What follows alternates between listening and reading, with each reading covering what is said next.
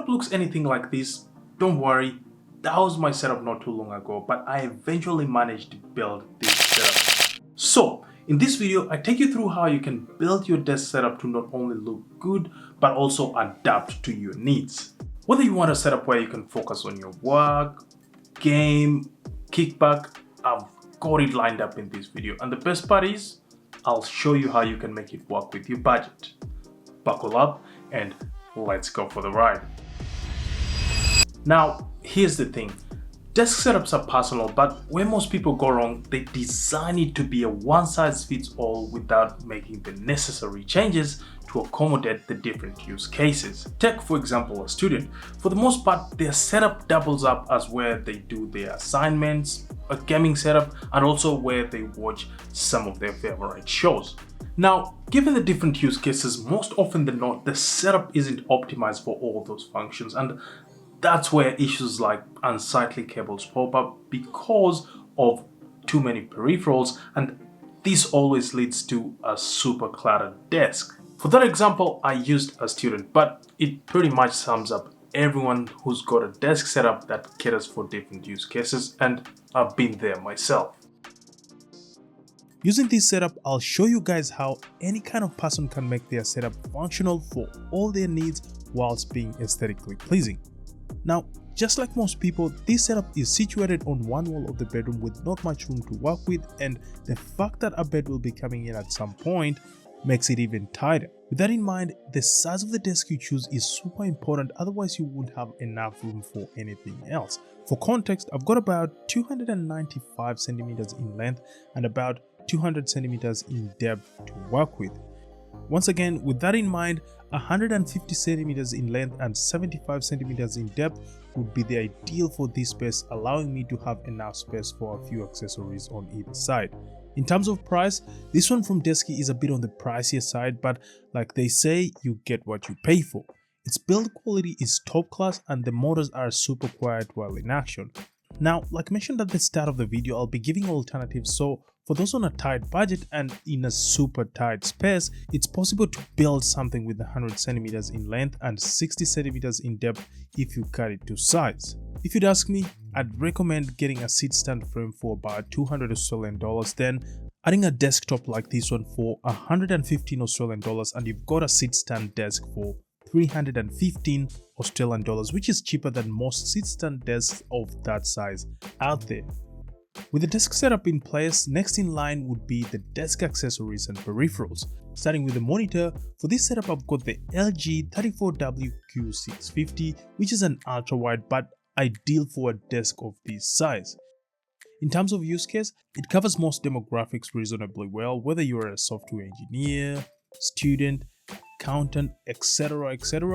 Most of your daily tasks will be taken care of without any troubles. Take for example a software engineer. When coding, you've got enough screen real estate to go about your projects, and it's got all ports you need to plug in your computer and accessories. For the students out there, you've got enough space to do your research, and when you decide to kick back with some Fortnite, it will also work just fine, but there are definitely better monitors for gaming at that price range, like the Samsung Odyssey G5. Besides that, if you happen to dabble in some content creation like me, it's okay for video editing, and I can attest to that, having edited some of my videos on this monitor. Next in line would be the monitor arm, and while this isn't a must, it helps with the overall aesthetic of the desk and ergonomics, with ergonomics being the most important for anyone with a desk setup. This is because it allows you to enjoy different adjustment options, whether it's tilting left or right, changing the orientation to vertical. Monitor arms give you that advantage.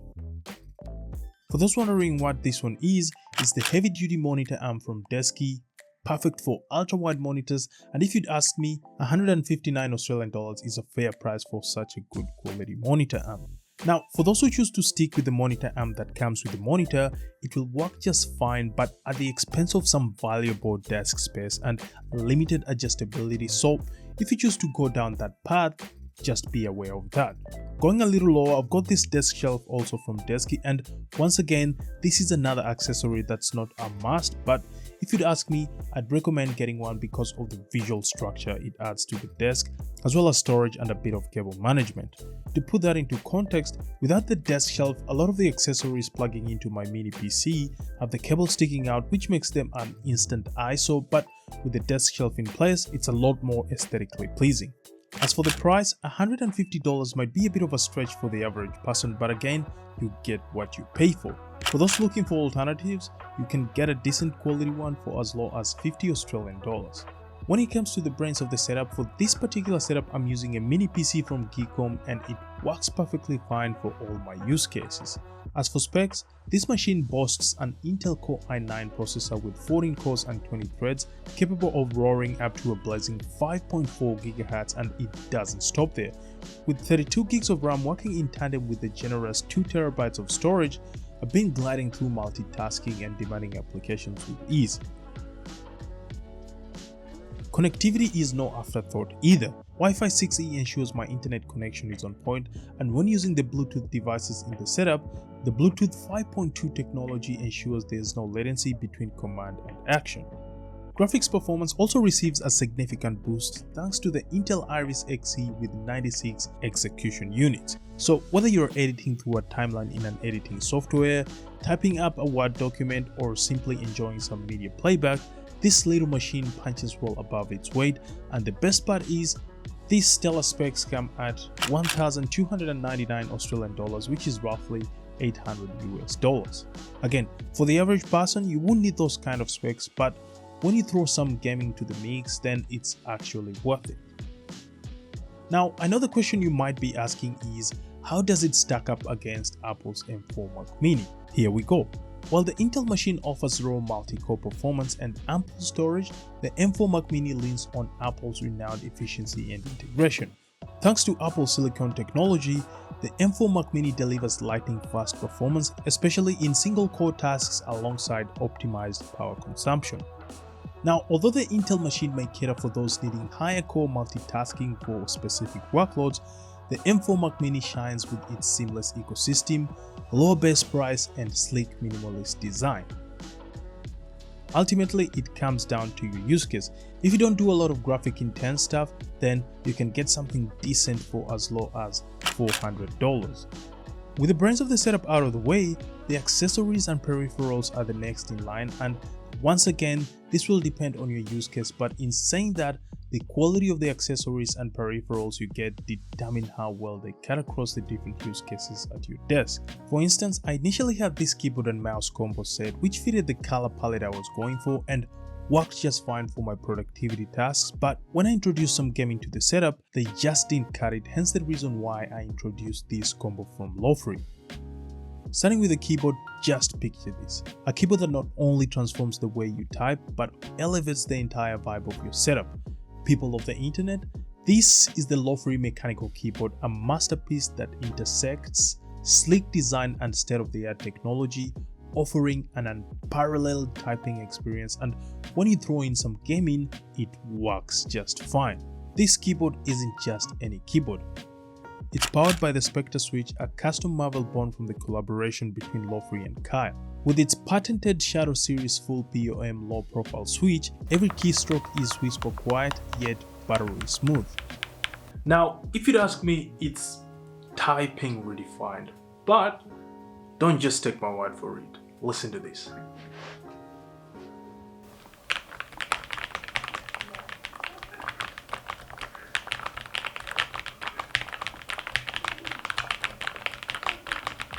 Weighing just 643 grams and boasting a Bluetooth range of 15 meters, this beauty is your ultimate remote working companion. Whether you're working from the couch, kitchen table, or even the park, it's got you covered. Speaking of being covered, the Lofree PBT wireless mouse also has you covered across productivity tasks and gaming, and tell you what, the moment I lay my eyes on it, the sleek retro-inspired design caught my attention, and I like the idea of giving a nod to the past while still having a firm grip on the future thanks to all the features it comes with. Whether I'm grinding through a workday or diving into a gaming session, this mouse adapts, giving me performance without compromise, although for gaming, I'd leave it at just casual gaming. For those wondering about its battery life, on a single charge it can last up to 3 months, which if you'd ask me is super generous compared to most mice in the game. As for the price, the pair would set you back $300 which isn't the cheapest, but like I've mentioned a few times now, you get what you pay for. Something like the Logitech Pebble 2 combo would give you a somewhat similar experience for only $100. Moving along, whilst topping at that would be enough on the accessory front, the following accessories elevate your desk setup experience a notch higher. First up is this Xiaomi monitor light, priced at $74. If you'd ask me, it's an incredible bargain compared to the $260 of the screen by Halo, all the while delivering similar performance for a fraction of the cost. When it comes to functionality, its symmetric light pattern minimizes glare, and my favorite feature of this monitor light is the wireless controller. You can place it anywhere on your desk, keeping your workspace looking clean and cable free. If you're looking for even more alternatives, the Qantas monitor light offers pretty much the same features at a slightly cheaper price point. On top of the monitor light is where I place the OBSPOT Tiny 2 light. At $290, it's not the cheapest webcam out there, but when it comes to AI powered webcams, it's one of the most affordable on the market. Thanks to its 4K resolution, you'll enjoy stunningly crisp visuals, perfect for Zoom calls, content creation, or even live streaming, and thanks to its intelligent auto tracking, the camera follows your every move, keeping you perfectly framed whether you're pacing during a presentation or seated at your desk. If you're looking for alternatives, the OBSPOT Mid 2 is a good alternative, coming in at $186, or the Logitech Stream Cam, which is slightly cheaper, coming in at $156. Next up is the Fifine Tank 3 USB microphone, which comes in at just $110. This mic is designed for the average person, creators, podcasters and streamers who need top-notch sound quality without spending a fortune. It offers USB-C connectivity for convenience, whilst also giving you the option to connect via XLR. As an alternative, you could check out the Blue Yeti Nano, which is another great mic for beginners and professionals alike. Now let's talk speakers. These edifier speakers are an absolute steal at $142. Not only do they deliver rich balanced sound, but also come in a variety of colors so you can match them to the theme of your setup. I've paired them with affordable speaker stands to achieve the perfect listening angle. If you want a cheaper alternative, more so if you are starting your desk setup journey, the Creative Pebble 2.0 speakers at just $84 are an ultra budget friendly option. Now, to give this desk even more visual structure, a desk mat comes into the picture, and tell you what, in my opinion, it just ties in everything together. When it comes to the chair, the Gia Executive Office chair has been my chair of choice, and tell you what, this chair oozes premium vibes whilst delivering unmatched comfort. As for the build quality, this chair is stellar. It combines an ultra soft Sherpa fabric with a robust alloy steel frame that can support up to 150 kilos. At 107 kilos, I've been putting it to the test every day, and it's passed with flying colors. Whether you're working, gaming or just relaxing, this chair delivers on durability and comfort, ensuring it remains in top-notch condition for years to come. As if that's not enough, with a 1-year warranty, you've got peace of mind knowing you're covered in case of any unexpected issues. Price-wise, this chair comes in at $479, which is a solid investment for the quality and comfort it offers. If you're looking for alternative, this is one area I advise you not to skimp on, as your back will thank you later on in life. Nonetheless, the Sihu Air 3 is a good alternative, although it's slightly expensive, coming in at $600. Oh, and let's not forget the footrest, a surprise addition I didn't know I needed. If you'd ask me, it's a small investment that makes a big difference in ergonomics and overall comfort. As for alternatives, you can try the Huanuo adjustable footrest or the Human Scale FR300 foot rocker. Before we get into storage, I've also got a portable monitor, which honestly speaking isn't a necessity for most people out there, but for the illustrators and digital artists out there, this UPerfect 22 monitor isn't a bad option. It boasts a stunning 2560 by 1440p resolution and covers 100% of the sRGB color gamut. Translation: Vibrant visuals and crisp details, perfect for binge watching your favorite shows, diving into casual gaming sessions, or tackling work and school assignments. In short, it's everything you need without going overboard, more so for the average consumer, but again, like I mentioned earlier, it's a nice to have rather than a necessity. For storage, this will depend on your needs, but shelves on the wall and a side drawer always work for most people. The one I'm using is this one from Decor, which is a bit on the pricier side, but an absolute gem. It's got enough storage for storing your files and different miscellaneous items in the office. As for alternatives, the IKEA Alex drawers are a cheaper alternative, and those are the ones I have in my main setup. When it comes to shelves, IKEA has really good options, with the most famous being the large shelves, but there's also the Peripherals, which I've used as the home for these lights. Pegboards also come in handy when it comes to storing miscellaneous office items, and while I put mine fairly high, I'm able to reach it with no issues. With the main part of the desk complete, I'm sure you'd agree with me, anyone who owns a desk setup likes the sight of a cable-free desk, and that's what I tried to do with this desk. I've got the Decor cable management tray, which makes the process a lot easier thanks to the amount of cable clutter you can stuff in it, as well as the power boards, although the power boards are sold separately. Something to note though, it's a bit pricey. Good thing you can still have a clean setup for as low as $100 Australian. I've also got this cable vertebrae to hide the one cable going into the main outlet, and it makes the setup look a lot cleaner. With that, the setup is more or less complete, but I'd assume most people like to personalize their setup and make it unique to them, all the while maintaining a good aesthetic, and that's where lighting, decor, and plants come in. Starting with the aux LUT panels, over the past few years they've exploded into the design space, and if your budget allows, adding them to your setup brings a lot of visual interest. Alternatively, WPC panels cost nearly half but give pretty much the same aesthetic outcome. In case you didn't know what WPC stands for, it's wood plastic composite. Back to the acoustic panels, in my setup I have them staggered to add even more visual interest, but you can also have them stacked side by side. Plants are another element that would bring your setup to life, and if you find real ones challenging to look after, you can always get faux plants. In my setup I've got a mix but mostly real ones. Moving along, lighting is another important aspect of any space, and for this setup I've got Govey LED strips behind the desk which provide a variety of color options, but I like to set it to warm lighting to create a cozy vibe.